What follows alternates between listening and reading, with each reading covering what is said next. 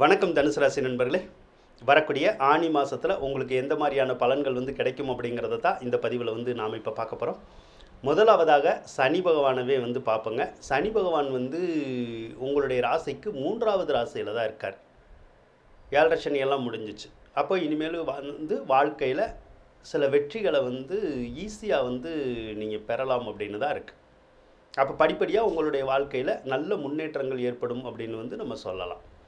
3வது இடத்துல சனி இருக்கிறது இளைய சகோதரத்தை பாதிக்கும். அப்படின்னா உங்களுடைய தம்பி தங்கச்சி அந்த மாதிரி இருந்தால் அவங்களோட கருத்து வேறுபாடுகள் ஏற்படும். அதனால் கொஞ்சம் அவங்களோட பேசுறது வைக்கிறது கொஞ்சம் கவனமாக இருந்துக்கணும். சரிங்களா? சரி. ஆனால் நல்ல தைரியம் தன்னம்பிக்கை இருக்கும். எடுத்த காரியத்தில் நல்லா ஜெயிக்கலாம். அதே மாதிரி சுப செய்திகள் உங்களுடைய வீடு தேடி வர்றதுக்கான ஒரு சந்தர்ப்பமும் இருக்கும். ராகு பகவானை பொறுத்தளவுக்கு 4வது ராசியில் தான் இருக்கார். பொதுவாக 4வது ராசியில் ராகு இருக்கக்கூடாது. அப்படி இருக்கு என்ன பண்ணும் அப்படின்னா, சிலருக்கு இடமாற்றங்கள் ஏற்படும். ஊர் விட்டு ஊர் போகிறோம்ல, அந்த மாதிரி. ஒரு சிலருக்கு வீடு விட்டு வீடு போகிற மாதிரி வரும். ஒரு சிலருக்கு டிரான்ஸ்ஃபர் வர மாதிரி வந்துடும்.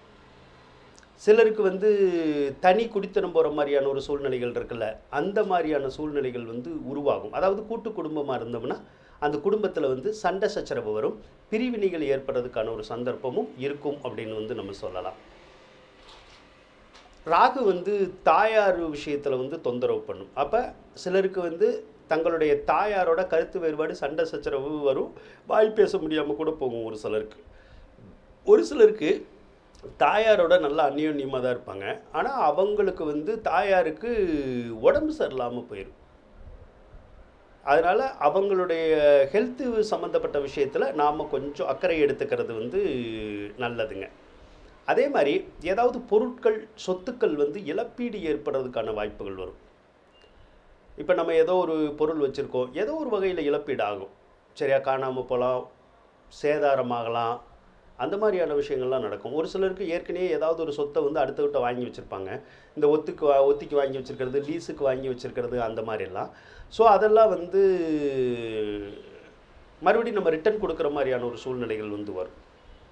அதே மாதிரி நம்ம சொத்துக்களை கூட விற்கிற மாதிரியோ அல்லது அடமானம் வைக்கிற மாதிரியோ கூட சில விஷயங்கள் நடக்கிறதுக்கான சாத்தியக்கூறுகளையும் அந்த ராகு செய்வார் அப்படின்னு நம்ம சொல்லலாம். சரிங்களா?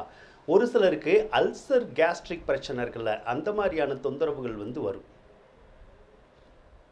அப்படி வந்துச்சு அப்படின்னா நீங்கள் கொஞ்சம் மருத்துவ சிகிச்சை தான் எடுக்கணும். சரிங்களா? சரி. 5வது இடத்துல செவ்வாய் ஆட்சி பெற்று காணப்படுறார். அவர் என்ன பண்ணுவார் அப்படின்னு கேட்டிங்கன்னா, அது புத்திரஸ்தானம் அப்படிங்கிறனால பெற்ற பிள்ளைகளுக்கு நிறைய கோபதாபம் வரும். மனசில் அமைதி இருக்காது. அவங்களுக்கு ஏதோ ஒரு விதத்தில் திடீர்னு ஏதாவது ஒரு செயல் நடக்கும். அது ஒன்று கோபப்படுத்தக்கூடியதாகவோ அல்லது வருத்தம் தரக்கூடியதாகவோ கூட இருக்கும் அந்த பிள்ளைகளுக்கு. அதனால் அவங்க கொஞ்சம் டென்ஷனாகவே இருப்பாங்க. இதனால் அவங்களுக்கும் நமக்கும் கூட கொஞ்சம் கருத்து வேறுபாடு சண்டை சச்சரவு வர்றதுக்கான சந்தர்ப்பம் இந்த மாதத்தில் கொஞ்சம் இருக்கும். 5ஆம் அதிபதி வலிமையுடன் இருக்கிறதுனால பெற்ற பிள்ளைகளினுடைய எதிர்காலம் நல்லா இருக்கும். சிலருக்கு குழந்தை பேர் இல்லாமல் இருந்தால் குழந்தை பேர் கிடைக்கிறதுக்கான சந்தர்ப்பமும் இந்த மாதத்தில் கிடைக்கும். குழந்தை பிறக்கலாம் சிலருக்கு, அல்லது குழந்தைகள் உருவாகலாம். அதே மாதிரி குலதெய்வ வழிபாடு அப்படின்னு சொல்கிறோம்ல, அந்த வழிபாடுகள் ஏற்படுறதுக்கான ஒரு சந்தர்ப்பமும் இந்த மாதத்தில் உங்களுக்கு கிடைக்கும் அப்படின்னு சொல்லலாம். குரு பகவானை பொறுத்தளவுக்கு உங்களுக்கு 4ஆம் அதிபதி ராசி அதிபதி 6வது இடத்துல தான் இருக்கார். அப்போ 4ஆம் அதிபதி 6வது இடத்துக்கு போனாலும் அந்த சொத்துக்கள் விற்பனையாகிறது, இல்லைன்னா அடமானம் போகிறது. அதே மாதிரி ஒரு சில பொருள்கள், இந்த நகை பணம் அதெல்லாம் தொலைகிறது. அதே மாதிரி இந்த லாட்ரி ரேஸு சூதாட்டம் அப்படின்னு போனால் காசு பணம் நம்ம கையை விட்டு போயிடும். அதனால் அந்த லைனில் போகாதீங்க. அதே மாதிரி குரு 6வது இடத்துல இருந்தால் ஒரே ஒரு நல்ல விஷயம் நடக்கும். அது என்ன அப்படின்னு கேட்டிங்கன்னா, இந்த கடன் காட்சி தொந்தரவுலேருந்து நம்ம விடுபடலாம். அப்போ கடன் அடையிற மாதிரியான ஒரு சூழ்நிலைகள் உங்களுக்கு ஏதோ ஒரு விஷயத்தில் கிடைக்கும். அந்த கடன் டார்ச்சர் அப்படிங்கிறது உங்களுக்கு விலகும். அதனால நீங்கள் நிம்மதி அடைகிறதுக்கான ஒரு சாத்தியக்கூறுகளை அந்த குரு கொடுப்பார் அப்படின்னு நம்ம சொல்லலாம். சரிங்களா? சரி. 7வது இடத்துல வந்து சூரியன் இருக்கார் பாருங்க. 7வது இடத்துல சூரியன் இருந்தால் இந்த கணவன் மனைவிக்குள்ளே வந்து கொஞ்சம் கருத்து வேறுபாடு வரும். ஏதாவது வந்து கொஞ்சம் சண்டை சச்சரவு கோபதாபம் அப்படின்னு சொல்லி வரும். அது ஒன்றும் பெரிய லெவலில் வராது, அதனால் பெரிய லெவலில் பாதிக்காது. அதே மாதிரி உங்களுடைய கணவன் அல்லது மனைவிக்கு இந்த மாதத்தில் ஏதாவது ஒரு சில நோய் நொடிகள் வந்து வரலாம். இப்போ தலைவலி, வயிற்று வலி, இந்த கண்ணு வலி வர்றது, அதே மாதிரி ஸ்கின்னில் வந்து தோலில் அலர்ஜி வருது இல்லை, அந்த மாதிரி ஏதாவது வர்றது, அல்லது நரம்பு சம்மந்தப்பட்ட கோளாறுகள் வர்றது, அந்த மாதிரி வர்றதுக்கான வாய்ப்புகள் வந்து இந்த மாதம் கொஞ்சம் இருக்கும். 7ஆம் அதிபதி வந்து உங்களுக்கு வலிமை பெற்று காணப்படுறார், புதன் பகவான். அப்போ புதன் வந்து வலிமை பெற்று காணப்படுறதுனால நிறைய நன்மைகள் வந்து நடக்கும். முக்கியமாக அந்த திருமண பாக்கியம் வந்து ஈஸியாக கிடைக்கும். அப்போ தனுசு ராசிக்காரவங்களுக்கு கடந்த காலத்தில் திருமணம் ஆகாமல் சிலர் இருப்பாங்கள்ல, திருமண முயற்சி எடுக்கணும். அப்படி எடுத்தோம் அப்படின்னா அந்த திருமணம் ஆகாதவங்களுக்கு திருமண முயற்சிகள் வந்து கைகூடி வரும் அப்படின்னு சொல்லலாம். அப்போ எளிதிலேயே வரன்கள் கிடைக்கும், திருமணமே நடக்கிறதுக்கான சாத்தியக்கூறுகள் சிலருக்கு இருக்கும்.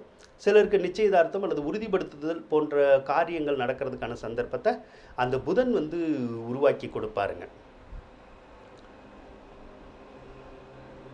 ஆனி மாதம் 12ஆம் தேதி புதன் வந்து அஷ்டமஸ்தானத்துக்கு போயிடுவார், 8வது இடத்துக்கு போயிடுவார். அப்போது உங்களுக்கு தொழில் ஸ்தானத்துக்குடைய கிரகமும் புதன் தான். அப்போது ஆனி 12க்கு அப்புறம் தொழிலில் வந்து சிறு தடங்கல்கள் ஏற்படும். தொழிலில் வந்து கொஞ்சம் நிம்மதியாக நடத்த முடியாது, ஒரு 10-20 நாளைக்கு அவ்வளோதான், சரிங்களா? அதே மாதிரி ஒரு சிலருக்கு வேலையில் பாதிப்பு வரும். வேலைக்கு போயிட்டுருக்கோம்னா வேலையில் நிம்மதி இருக்காது, நிறைய டார்ச்சர் வந்துடும். இல்லைன்னா ஒரு சிலருக்கு வேலை இழப்பு ஏற்பட்டுரும். ஒன்று நீங்களாக வேலையை விட்டு வெளியே வந்துடுவீங்க, இல்லைன்னா கம்பெனிக்காரவங்களே வேலையை விட்டு நம்மளை நீக்கிடுவாங்க. அதனால் வேலை பார்க்குறவங்க மட்டும் கொஞ்சம் கவனமாக இருக்கிறது நல்லதுங்க, சரிங்களா? அதே மாதிரி மாமன் மைத்துனர்களுடைய உறவு வந்து பகையாகும். அவங்களுக்கு ஏதாவது உடம்பு சரியில்லாமல் போகிறது, இல்லைன்னா வம்பு வழக்குகள் வந்து வரும் மாமன் மைத்துனர்களுக்கு, சரிங்களா?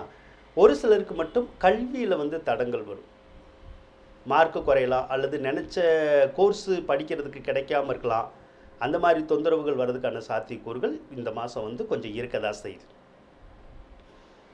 சுக்கிர பகவானை எடுத்துக்கோ. சுக்கிர பகவான் வந்து உங்களுடைய ராசிக்கு 6 மற்றும் 11ஆம் அதிபதி தான். சுக்கிர பகவான் 7ல் இருக்கிறது உங்களுக்கு நன்மையை வந்து கொடுக்கும். ஆண்களுக்கு பெண்கள் மூலமும் பெண்களுக்கு ஆண்கள் வழியிலையும் நல்ல சுகங்களை வந்து கொடுக்கும், நல்ல பாக்கியங்களை வந்து கொடுக்கும். அதே சுக்கிரன் வந்து ஆனி மாதம் 23ஆம் தேதி அஷ்டமஸ்தானத்துக்கு வந்துடுவார். அப்பையும் சுக்கிரன் வந்து உங்களுக்கு நல்லது தான் செய்வார். அதாவது பெண்வழி உறவுகளை வந்து கொடுப்பார். பெண்வழி சந்தோஷங்கள், மகிழ்ச்சியை வந்து கொடுக்கறதுக்கான வாய்ப்புகள் வந்து நிறையா இருக்கும் ஆண்களுக்கு. அதே மாதிரி பெண்களுக்குமே ஆண்கள் மூலமாக நல்ல நல்ல நிகழ்ச்சிகள் நடக்கிறதுக்கான சந்தர்ப்பங்கள் வந்து உங்களுக்கு நிறையா இருக்கும். ஆனால் ஆனி 23ஆம் தேதி வருதில்ல, அதுலேருந்து ஒரு 20 நாளைக்கு நீங்கள் வீடு எதுவும் குடி போகணும் அப்படின்னா தயவுசெய்து குடி போகாதீங்க. அப்படி குடி போனால் எதிர்காலத்தில் வந்து உங்களுக்கு நிறைய சிக்கல்கள் வந்து வரும் அந்த வீட்டில் இருக்கிறதுனால. அதே போல் வீடு கட்டிக்கிட்டு இருந்தால் வீடு கட்டுறதுல வந்து சிறு தடங்கல்கள் ஏற்படும். இதெல்லாம் ஒரு 20 நாளைக்கு தான் இருக்கும். அதுக்கப்புறம் வீடு கட்டுறதுல தடங்களும் வராது. நம்ம வேறு வீடு எதுவும் குடி போகணும்னு நினச்சாலும் தாராளமாக போய்க்கலாம், சரிங்களா? சரி, அடுத்து கேது பகவானை எடுத்துக்குவோம். கேது பகவான் வந்து உங்களுடைய ராசிக்கு 10வது ராசியில் தான் இருக்கார். பொதுவாக கேதுவும் வந்து 10வது ராசியில் இருக்கக்கூடாது. ஏன்னா 10வது இடங்கிறது வந்து தொழில் ஸ்தானம். அப்போ தொழில் ஸ்தானத்தில் வந்து சிலருக்கு வந்து தடங்கல்கள் இருந்துக்கிட்டே இருக்கும். ஒரு சிலருக்கு தொழிலில் விருத்தி இருக்காது, ஒரு சிலருக்கு தொழிலில் லாபம் இருக்காது, ஒரு சிலருக்கு வந்து அந்த தொழிலில் வந்து ஈடுபாடு இருக்காது, இன்ட்ரெஸ்ட் இருக்காது. தொழில் செய்யலாமா வேணாமா அப்படிங்கிற மாதிரியான எண்ணங்கள் எல்லாம் வரதுக்கான சந்தர்ப்பங்கள் வந்து கொஞ்சம் இருக்கும். அதனால் தொழில் செய்கிறவங்க கொஞ்சம் அட்ஜஸ்ட் பண்ணி தான் தொழில் செய்ய வேண்டிய ஒரு சூழ்நிலை வந்து உங்களுக்கு இருக்குது.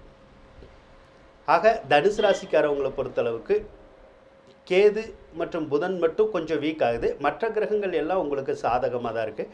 அதனால் இந்த மாதத்தில் நீங்கள் எதிர்பார்த்த நல்ல காரியங்கள் நடக்கிறதுக்கான ஒரு சந்தர்ப்பங்கள் இருக்கும்.